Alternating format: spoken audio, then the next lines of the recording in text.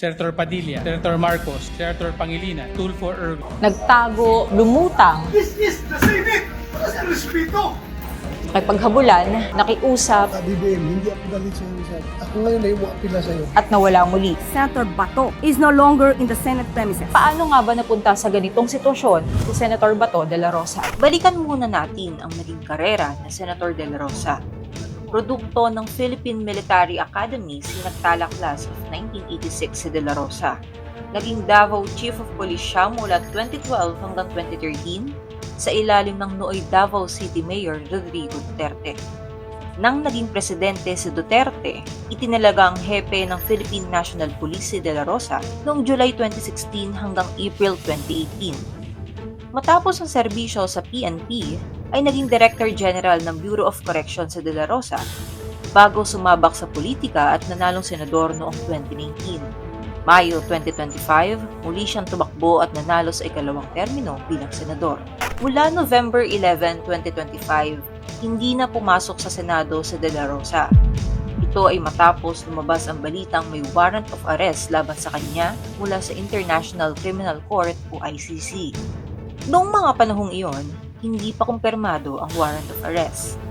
Pero nitong May 11, 2026, makalipas ang 6 na buwan, ginulat ni Senator de la Rosa ang lahat ng umatensya sa isang sesyon sa Senado. This is the worst government! Ang kanyang pagsulpot, nagbigay daan para mailuklok bilang bagong Senate President si Senator Alan Peter Cayetano. Matapos silang makakuha ng 13 votes para patalsikin ang liderato ni Senator Tito Sotto. Sa muli niyang paglutang, tuluyang naisapubliko ang warrant of arrest galing sa International Criminal Court o ICC laban sa senador. Kaugnay ito sa war on drugs ng Administrasyong Duterte.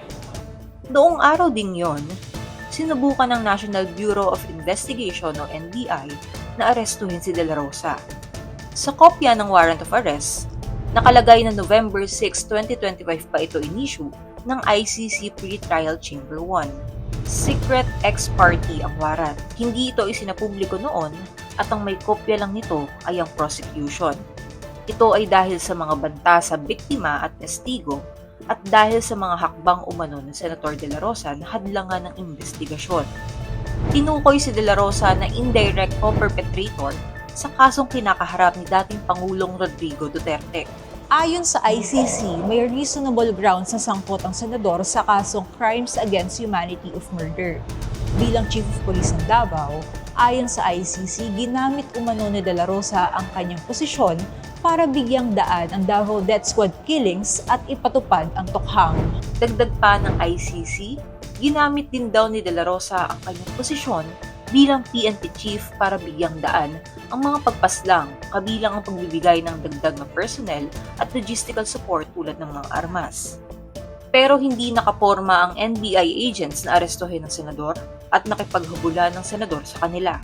Sa CCTV footage na inilabas ng Senado, makikitang mabilis na tumatakbo si de la Rosa mula parking area hanggang fire exit ng Senado. Sa gitna ng pagmamadali, nadapa pa siya sa hagdan.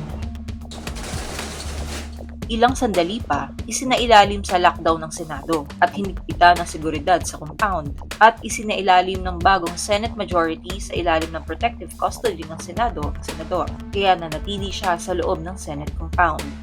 Layunin umano nitong bigyan ng pagkakataon ng senador na gawin ang lahat ng legal na paraan para protektahan ang kanyang sarili laban sa warrant of arrest ng ICC. Ayon sa Department of Justice, may sapat na legal basis para ipatupad ang ICC warrant of arrest laban kay de la Rosa. Sa ilalim ng Republic Act No. 9851 o ang Philippine Act on Crimes Against International Humanitarian Law, Genocide, and Other Crimes Against Humanity, may kapangyarihan ng Pilipinas na isuko o i-extradite ang mga sospek o akusado sa mga international court.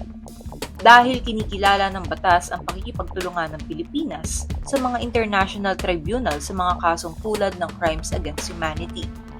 At ayon kay retired Supreme Court Senior Associate Justice Antonio Carpio, hindi maaaring gamitin ang parliamentary immunity sa kaso ni De La Rosa. Wala namang protective custody sa batas.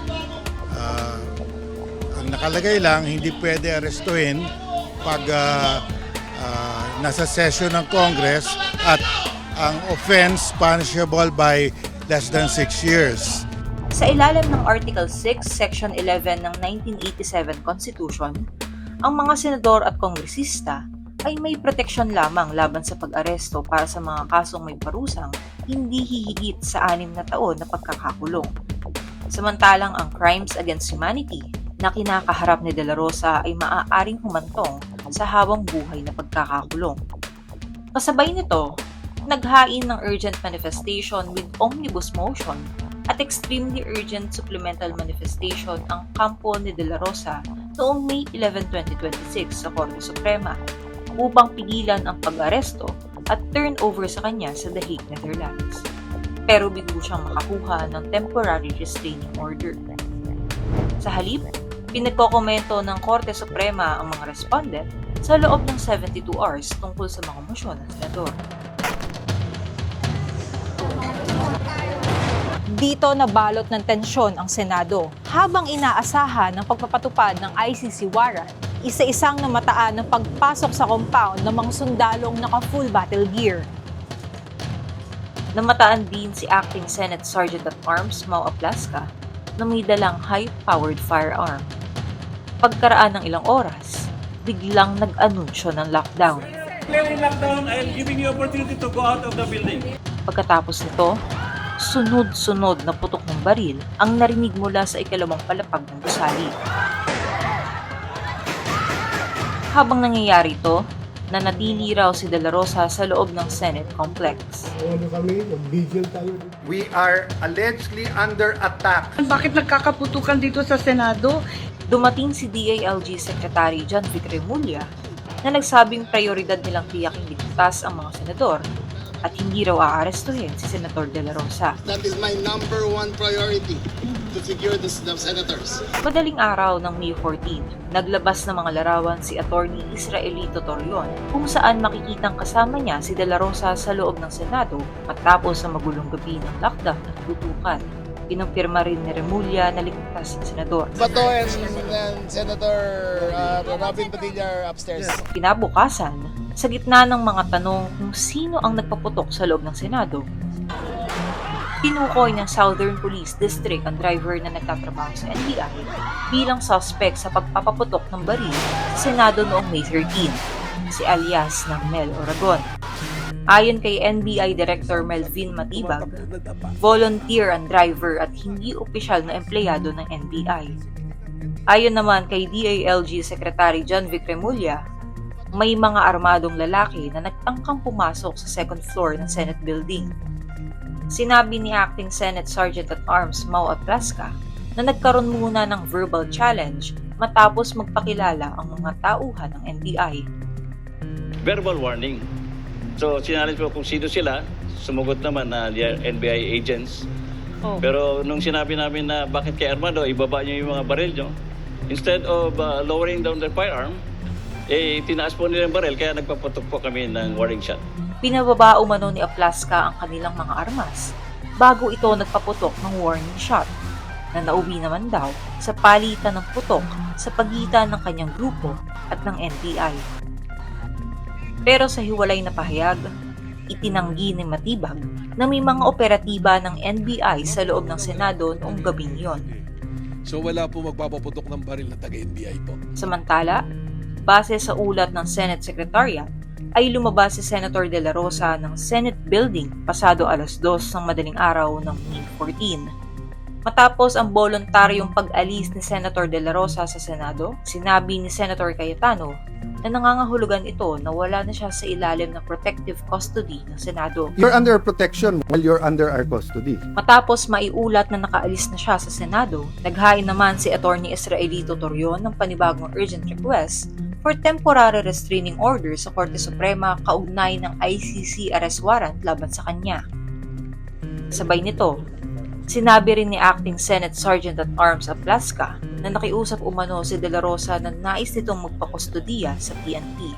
Matapos ang kaguluhan at 3 araw na pananatili sa Senado, nawala na naman si Senator De La Rosa. Panahon na lang makapagsasabi kung muli siyang lilitaw at buong tapang niyang haharapin ang lahat o tuluyan na lang siyang magtatago sa kamay ng batas. Ako si Karel Gonzalez, Just facts.